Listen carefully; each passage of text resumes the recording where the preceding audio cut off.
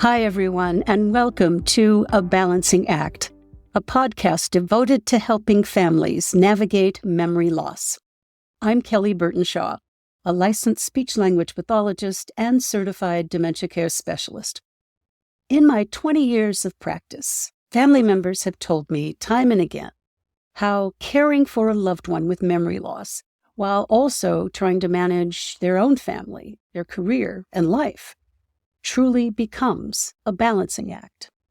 So my goal each week is to help you and your family face these challenges head on. Together, we'll find the answers, because no one should walk this journey alone. Let's get started.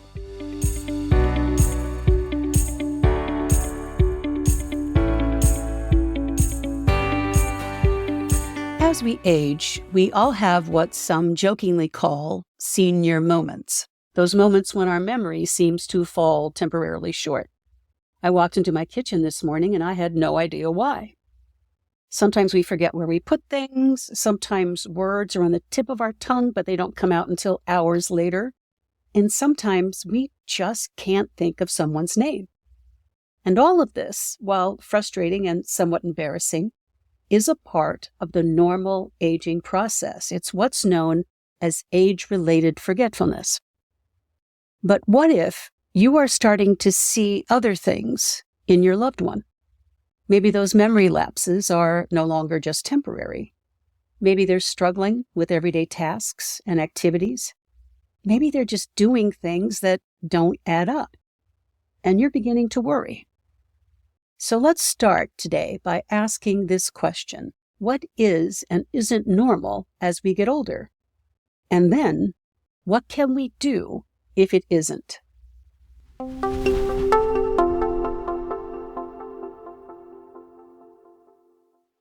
So we know now occasional forgetfulness is normal.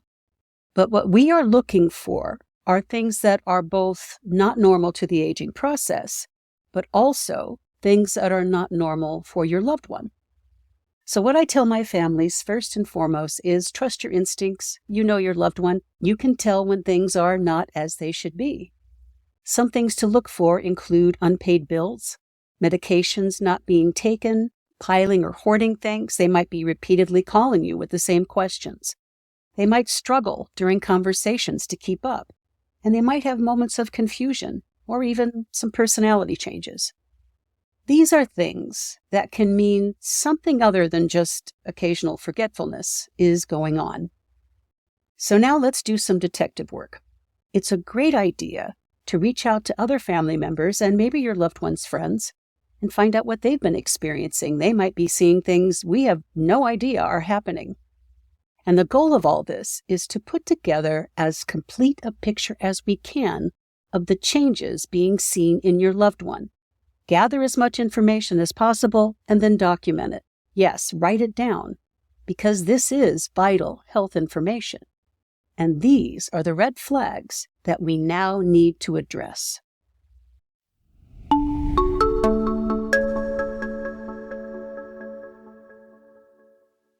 The next step is to reach out to your loved one's primary care physician to share what you and others are experiencing with your loved one. Now, there are different ways you can do this. You can reach out by email and include everything that you've observed. You can call the doctor's office and ask for an in-person, a Zoom, or a conference call meeting with you and the family to go over all these changes that everyone is seeing. And I like this option the best because everyone can ask questions in real time. Next, ask about comparing the information you provided to any cognitive testing that the doctor has performed with your loved one. Because at the age of 65, when people qualify for Medicare, they're required to participate in what's known as an annual wellness visit. And this includes a physical assessment and a cognitive screening to find any signs that there might be abnormal changes to your loved one's cognitive abilities. And when your loved one's doctor puts those cognitive scores alongside the information you've shared, it may indicate what is known as a mild cognitive impairment, or MCI. And if you've never heard of an MCI, you're in good company. More than 80% of Americans have never heard of an MCI, much less know what it means. So let's simplify what this medical term implies. An MCI is a definitive red flag that indicates there are mild but abnormal changes in at least two areas of your loved one's brain, typically memory and something else. Now, sometimes an MCI is temporary and reversible because the cause is reversible. It might be related to a urinary tract infection, pneumonia, or a reaction to a medication. But sometimes it's not reversible. And what we are dealing with are progressive changes to your loved one's brain, commonly related to a dementia or a disease such as Alzheimer's.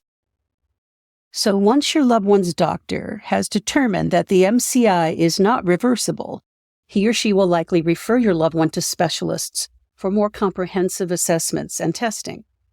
The ultimate goal of all of this is to get a formal diagnosis to get to the cause of what is happening to your loved one.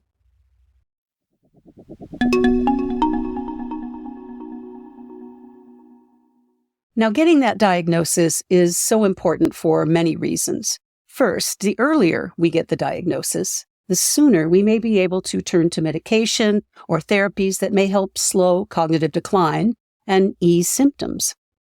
Another reason why this diagnosis is so important: Medicare requires a diagnosis in order to cover services and equipment that aren't ordinarily available to your loved one.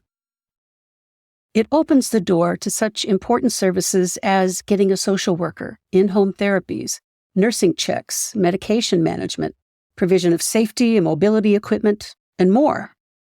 Without coverage, services such as these can break anyone's bank, but they're going to become so helpful to both your loved one and the family as this journey continues. And finally, a diagnosis is important for emotional reasons, because the family will now know what is happening to their loved one. It gives everyone a place to start and a direction to go. It will focus your search for resources, support groups, therapies, and possible medical intervention. And I know from personal experience that getting a diagnosis can be frightening. I've had cancer twice, and it was not the diagnosis I wanted to hear. And you may get a diagnosis you don't want to hear. But I can tell you from experience, getting that diagnosis is the most empowering thing you can do for your loved one and for your family. So let's put this all together and get a plan.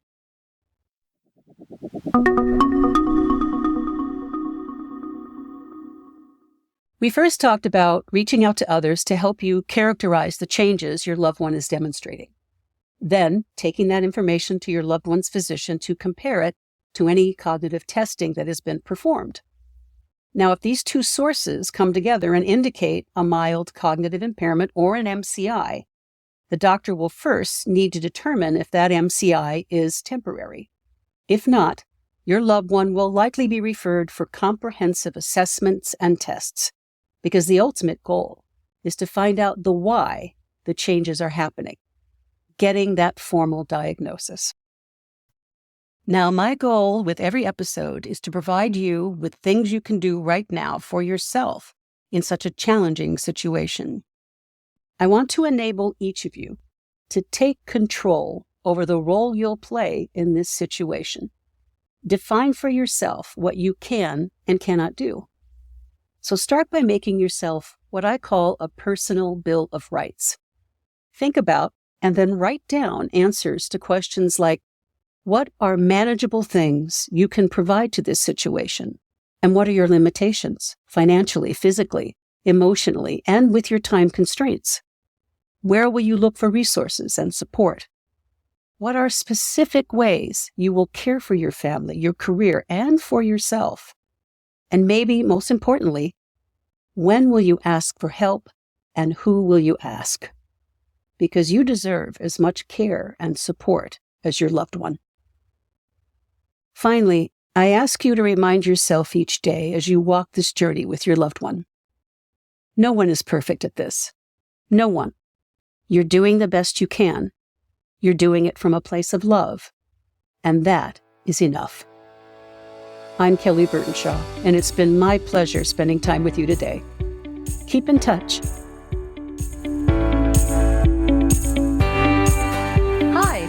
Peggy Bright, editor and producer of this podcast. Join Kelly each week as she talks about the issues facing families navigating a loved one's memory loss. Be sure to post your questions or comments for Kelly on all our socials, because our listeners will drive the content of this podcast.